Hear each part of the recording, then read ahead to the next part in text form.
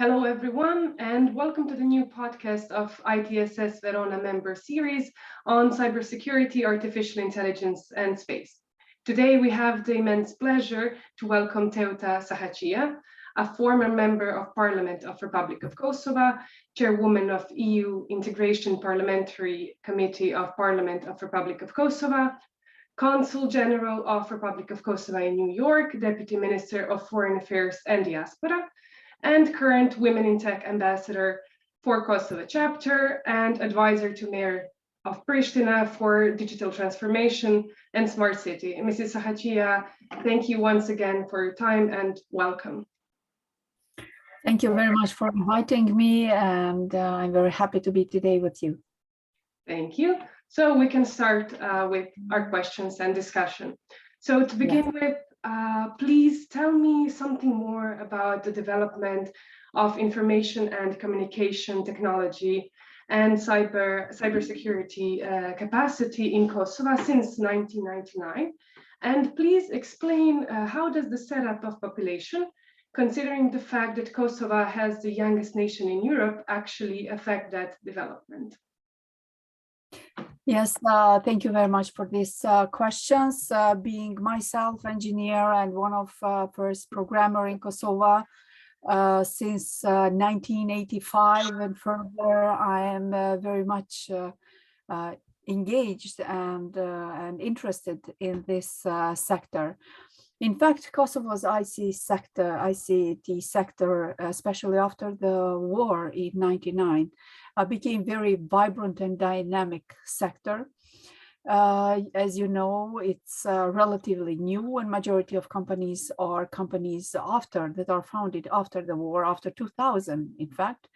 And compared to traditional sectors, ICT sector is one of very fast growing sectors in our economy with positive import-export index based in IT barometer that is published by the Association of ICT Companies in Kosovo. 61% of local ICT companies primarily work with clients that are abroad, and 39% of them are working in local market.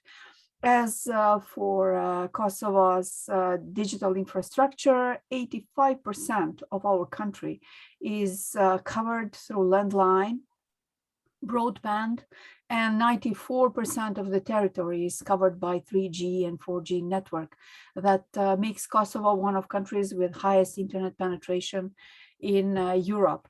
When we are talking about the business sector of IT in Kosovo, the digital portfolio of our company's services includes software development, web development and design, mobile application development, social media and solution software and application testing, system integration, business processing, outsourcing, media, digital transformation, AR, VR animation, and other things. But this is also included as IT in health, in energy, financial services, telecommunication, blockchain, and other, making Kosovo really a country that has a good potential as infrastructure, but also as human capacities in ICT sector. Excellent. Thank you very much for that explanation. Now I would like to discuss another topic related to the field.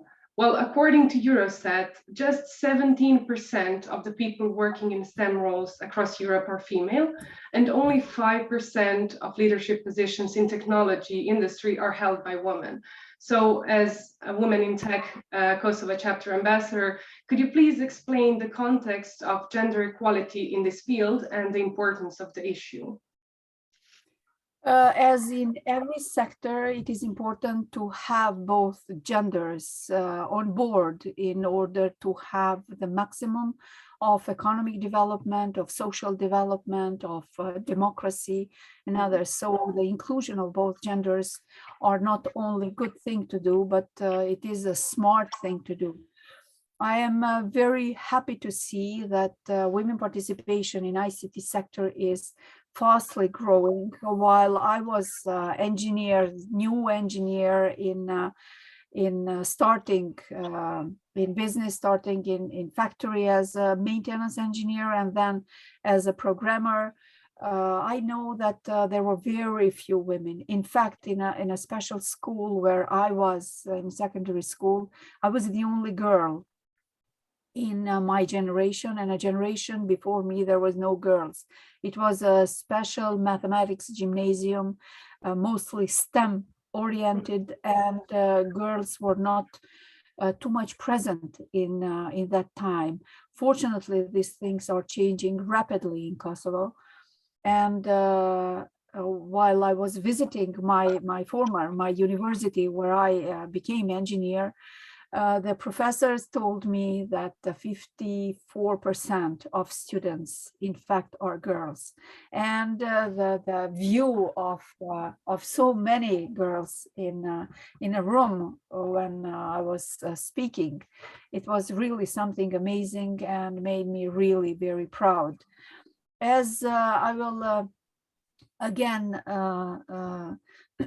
tell about the survey that was done by the association, and they during that survey, currently positions in company, women were 22% in C-level executives, 33% were responsible more for administrative and financial duties, while 44% were part of a technical team.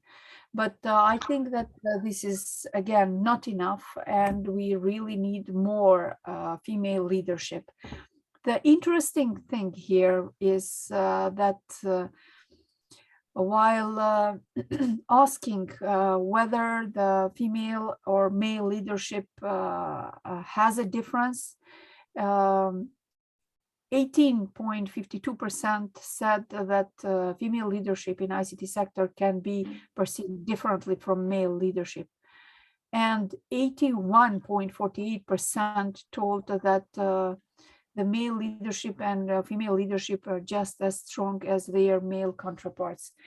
I think that if this is really true, this survey, it really makes Kosovo a place for women to excel in ICT sector. But I know that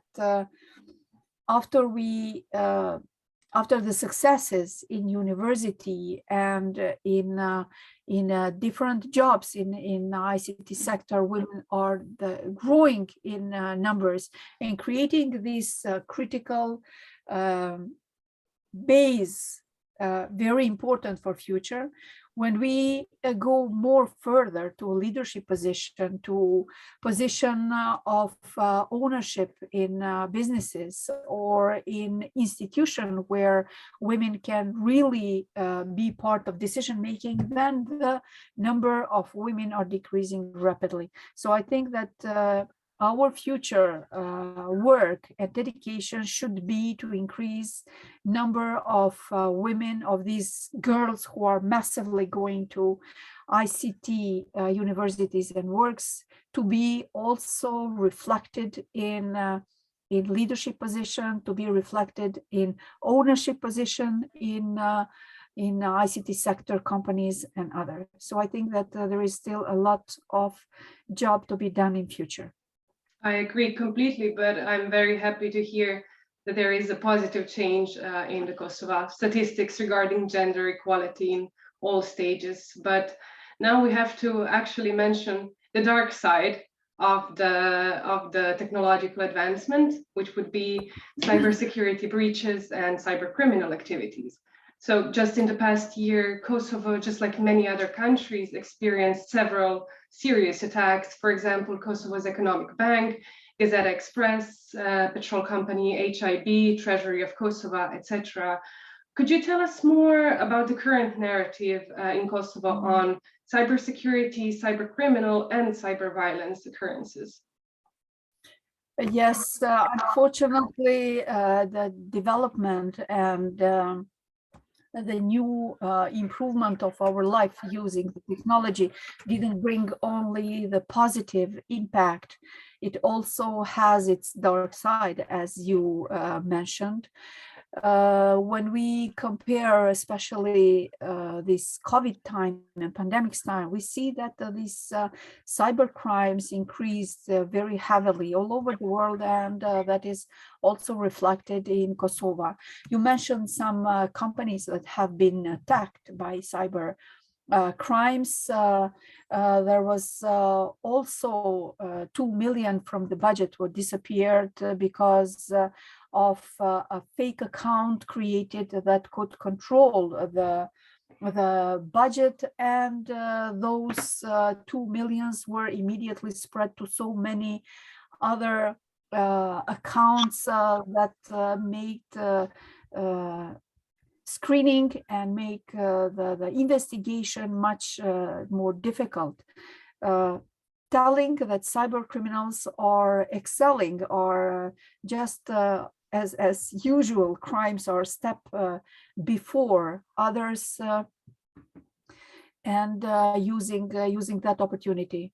In Kosovo, we have a legislation from 2010 about law on prevention of fight of cybercrime. It was also a legislative program in 2020, government program 2020-2023, then national security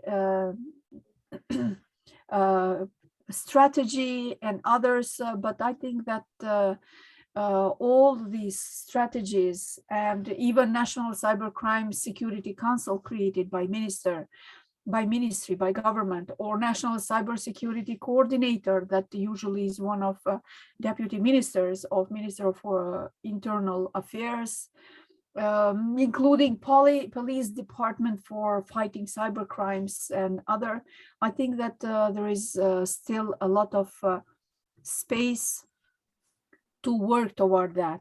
I think that the legislation need to be improved. It is a legislation that is not updated as it should be, and it should work hand by hand, not only by government and by police, but it should also include more awareness with media, with work with schools, work with women, because the women are also those who are very heavily attacked by cybercrime, by cyber violence, that is 24 hours violence in comparison to traditional violence. Work with schools and increase the capacities of Kosovo with cyber experts who can be available to prevent the cyber crimes and make Kosovo a more safer country regarding the cybercrime. Yeah, I agree completely. Thank you for that insight. It was very, very interesting to listen.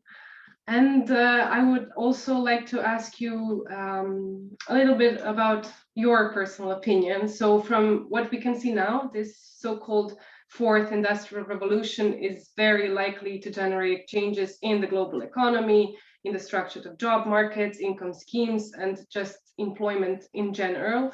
So you, as a stateswoman with a very strong, rich technological background and experience, could you just share with us your opinion on the importance of technological development for countries, for international organizations, and basically the whole global arena? Thank you for this question. These new developments and fourth industrial revolution that is ongoing now requires really different skill sets, requires more technological advancement, infrastructure, digitalization, and other. digitization, but I think that the most important thing is digitalization and transformation as the mindset. Mm. So I think that the population need to be equipped by the digital mindset, by the digital transformation skill set, by digital infrastructure to be able to cope with the new era that is now happening. Being in this sector for a very long time, it seems to me as a déjà vu from after the war. I think that one of most important things that happened in Kosovo after 1999 war was concentration to building the infrastructure, IT infrastructure, and having enormous number of courses for wide population. I remember that even I had 5 courses per day, and there are thousands of men and women whom I taught then how to use computer, how to use internet, how to search, how to write in Word, in Excel, in Access, HTML, PowerPoint, and other. And this massive education in IT resulted that today, 20 years after the war, we have excellent infrastructure and we have so many people who are able to work with technology. Now it is the same thing is again happening. And I think that we already have that critical mass of people who are aware of the need of digitalization.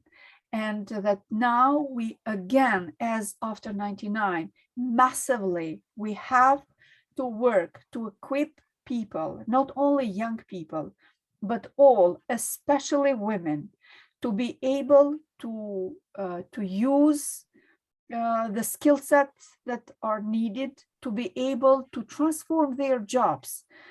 During the pandemics, we saw that everything went online, and women jobs were the first to lag behind. That is triggering immediately the need to equip women with a skill set how to use online, how to sell online, how to develop their jobs online, how to report violence that are happening to them online, how to educate, how to train themselves, how to require the grants or buy equipment that will make their life, their business, their safety, their security important and able to cope with the needs of this new digital era of fourth industrial revolution. And as ambassador of Women in Tech Kosovo, as a part of a Women in Tech global movement, I believe, because I was a part of it, that all population, but especially women, need to be equipped, need to be helped, to be able to stand, to work, to be safe, to educate themselves, and to be the important part of a development of country.